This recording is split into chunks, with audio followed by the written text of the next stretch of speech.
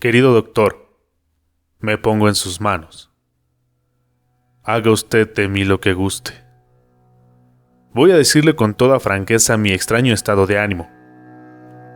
Y juzgue si no sería mejor que cuidasen de mí durante algún tiempo en una casa de salud, en vez de dejarme presa de las alucinaciones y sufrimientos que me atormentan.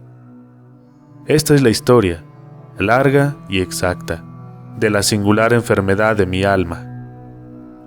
Vivía yo como todo el mundo, mirando la vida con los ojos abiertos y ciegos del hombre, sin sorprenderme ni comprender. Vivía como viven las bestias, como vivimos todos, cumpliendo todas las funciones de la existencia, analizando y creyendo ver, creyendo saber, creyendo conocer lo que me rodea, cuando un día me di cuenta de que todo es falso. Fue una frase de Montesquieu la que súbitamente iluminó mi pensamiento.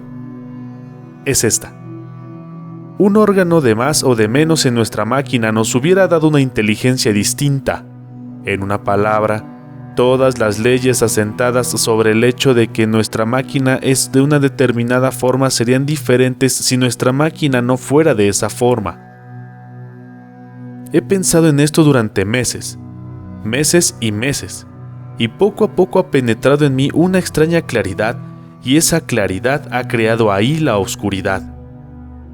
En efecto, nuestros órganos son los únicos intermediarios entre el mundo exterior y nosotros, es decir, que el ser interior que constituye el yo se halla en contacto, mediante algunos hilillos nerviosos, con el ser exterior que constituye el mundo. Pero, además de que ese ser exterior se nos escapa por sus proporciones, su duración, sus propiedades innumerables e impenetrables, sus orígenes, su futuro o sus fines, sus formas lejanas y sus manifestaciones infinitas, nuestros órganos, sobre la parcela de él, podemos conocer. No nos suministran otra cosa que informes tan inseguros como poco numerosos. Inseguros, porque únicamente son las propiedades de nuestros órganos las que determinan para nosotros las propiedades aparentes de la materia. Poco numerosos, porque al no ser nuestros sentidos más que 5, el campo de sus investigaciones y la naturaleza de sus revelaciones se hallan necesariamente muy restringidos.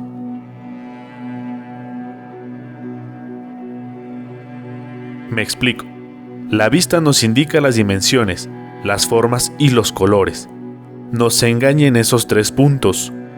No puede revelarnos otra cosa que los objetos y seres de dimensión media, proporcionados a la estatura humana, lo cual nos lleva a aplicar la palabra grande a determinadas cosas y la palabra pequeño a otras, solo porque su debilidad no le permite conocer lo que es demasiado vasto o demasiado menudo para él.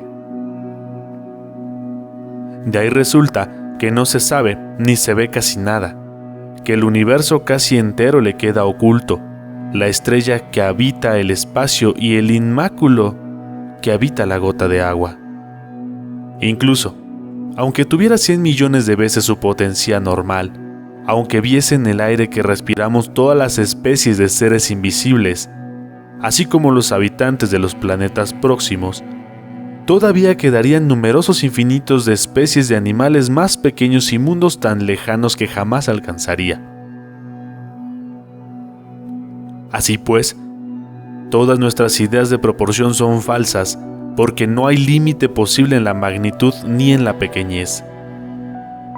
Nuestra apreciación sobre las dimensiones y las formas no tiene ningún absoluto al venir determinada únicamente por la potencia de un órgano y por una comparación constante con nosotros mismos. Hemos de añadir que la vista todavía es incapaz de ver lo transparente. Un cristal sin defecto la engaña, lo confunde con el aire que tampoco ve.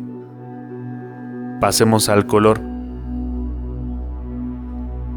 El color existe porque nuestra vista está hecha de modo que transmite al cerebro en forma de color las diversas formas en que los cuerpos absorben y descomponen, siguiendo su constitución química, los rayos luminosos que dan en ellos. Todas las proporciones de esa absorción y de esa descomposición constituyen matices. Así pues, este órgano impone a la inteligencia su modo de ver, mejor dicho, su forma arbitraria de constatar las dimensiones y de apreciar las relaciones de la luz y la materia. Analicemos el oído. Somos juguetes y víctimas, más todavía que en el caso de la vista, de ese órgano fantasioso. Dos cuerpos al chocar producen cierta vibración de la atmósfera. Ese movimiento hace estremecerse en nuestra oreja cierta pielecilla que trueca inmediatamente en ruido, lo que en realidad no es otra cosa que una vibración. La naturaleza es muda, pero el tímpano posee la propiedad milagrosa de transmitirnos en forma de sentidos y de sentidos diferentes según el número de vibraciones, todos los estremecimientos de las ondas invisibles del espacio. Esa metamorfosis realizada por el nervio auditivo en el breve trayecto de la oreja al cerebro nos ha permitido crear un arte extraño. La música, la más poética y precisa de las artes, vaga como un sueño y exacta como el álgebra. ¿Qué decir del gusto y del olfato? ¿Conoceríamos los perfumes y la claridad de los alimentos sin las propiedades peregrinas de nuestra nariz y nuestro paladar? Sin embargo, la humanidad podría existir sin oído, sin gusto y sin olfato, es decir, sin ninguna noción del ruido, del sabor y del olor. Así pues, si tuviéramos algunos órganos menos, desconoceríamos cosas admirables y singulares, pero si tuviéramos algunos más, descubriríamos a nuestro alrededor una infinidad de otras cosas que nunca suponemos por falta de medio para constatarlas. Por lo tanto, nos equivocamos cuando juzgamos lo conocido, y estamos rodeados de desconocido inexplorado. Por lo tanto, todo es inseguro, y puede apreciarse de diferentes maneras. Todo es falso, todo es posible, todo es dudoso. Formulemos cierta certidumbre sirviéndonos del viejo proverbio: verdad a este lado de los Pirineos, error al otro lado, y decimos: verdad en nuestro órgano, error en el de al lado. 2 y 2 no deben ser 4 fuera de nuestra atmósfera. Verdad en la Tierra, error más lejos. De donde deduzco que los misterios vislumbrados como la electricidad, el sueño hipnótico, la transmisión de la voluntad, la sugestión y todos los fenómenos magnéticos solo siguen ocultos para nosotros porque la naturaleza no nos ha proporcionado el órgano o los órganos necesarios para comprenderlos.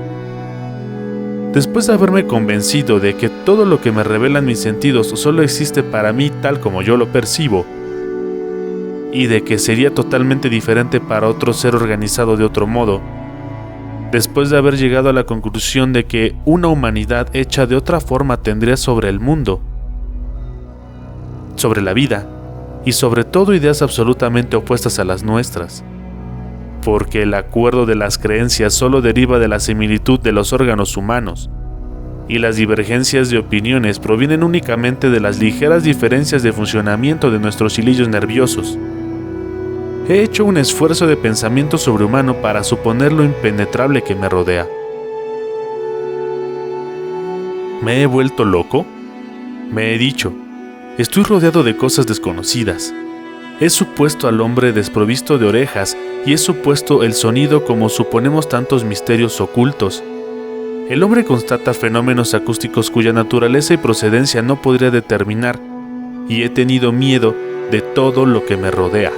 Miedo al aire, miedo a la oscuridad, desde ese momento en que no podemos conocer casi nada, y desde el momento en que todo es ilimitado.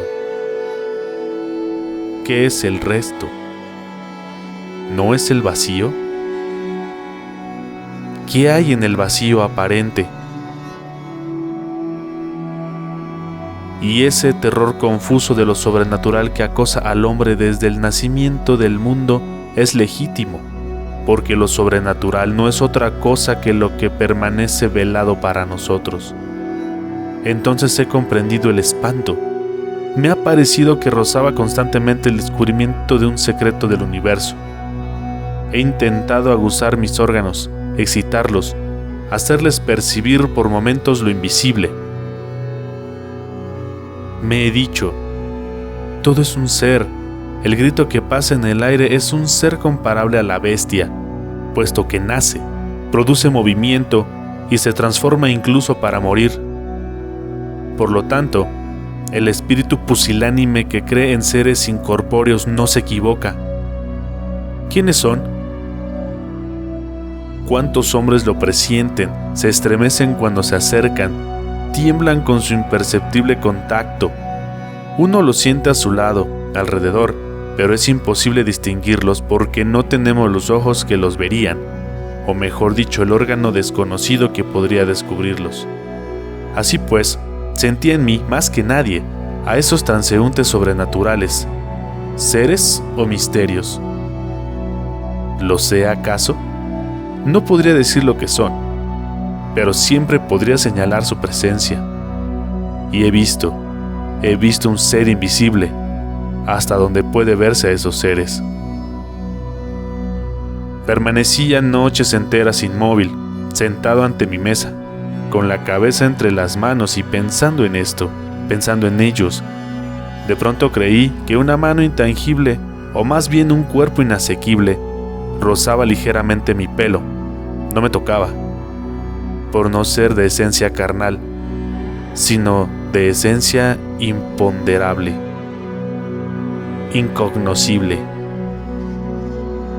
Pero una noche oí crujir el entarimado a mis espaldas. Crujió de un modo singular. Me estremecí, me volví, no vi nada y no volví a pensar en ello. Pero al día siguiente, a la misma hora, se produjo el mismo ruido. Tuve tanto miedo que me levanté, seguro, completamente seguro de que no estaba solo en mi cuarto. No se veía nada, sin embargo. El aire estaba límpido y transparente en todas partes. Mis 2 lámparas iluminaban todos los rincones. El ruido no se repitió y fui calmándome poco a poco. Sin embargo, permanecía inquieto y me volvía a menudo. Al día siguiente me encerré a hora temprana buscando la forma en que podía conseguir ver lo invisible que me visitaba. Y lo vi. Estuve a punto de morir de terror. Había encendido todas las bujías de mi chimenea y de mi lustro. La habitación estaba iluminada como para una fiesta. Sobre la mesa ardían mis 2 lámparas. Frente a mí, la cama, una vieja cama de roble con columnas. A la derecha, mi chimenea. A la izquierda, la puerta, con el cerrojo echado. A mi espalda, un grandísimo armario de luna. Me miré en él. Tenía unos ojos extraños y las pupilas muy dilatadas. Luego me senté como todos los días. La víspera y la antevíspera el ruido se había producido a las 9:22. Esperé. Cuando llegó el momento preciso, percibí una sensación indescriptible, como si un fluido irresistible, hubiera penetrado en mí por todas las parcelas de mi carne, sumiendo mi alma en un espanto atroz, y se produjo el crujido justo a mi lado. Me incorporé volviéndome tan deprisa que estuve a punto de caerme. Se veía como en pleno día, pero yo no me vi en el espejo. Estaba vacío, claro, lleno de luz. Yo no estaba adentro. Y sin embargo me hallaba enfrente. Lo miré con ojos enloquecidos. No me atrevía a avanzar hacia él, sintiendo que entre nosotros se interponía él, lo invisible, y que me tapaba.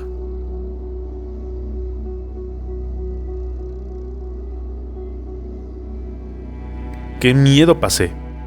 Y aquí que empecé a verlo envuelto en bruma en el fondo del espejo, en una bruma como a través del agua, y me parecía que aquella agua fluía de izquierda a derecha, lentamente, volviéndome más preciso segundo a segundo. Era como el final de un eclipse. Lo que me tapaba no tenía contornos, sino una especie de transparencia opaca que iba aclarándose poco a poco, y finalmente pude verme con claridad, como hago todos los días cuando me miro. Lo había visto y no he vuelto a verlo. Pero lo espero sin cesar y siento que mi cabeza se extravía en esa espera. Permanezco horas, noches, días y semanas delante del espejo esperándolo. Ya no viene. Ha comprendido que yo lo había visto, mas yo sé que lo esperaré siempre, hasta la muerte, que lo esperaré sin descanso, delante de ese espejo, como un cazador al acecho.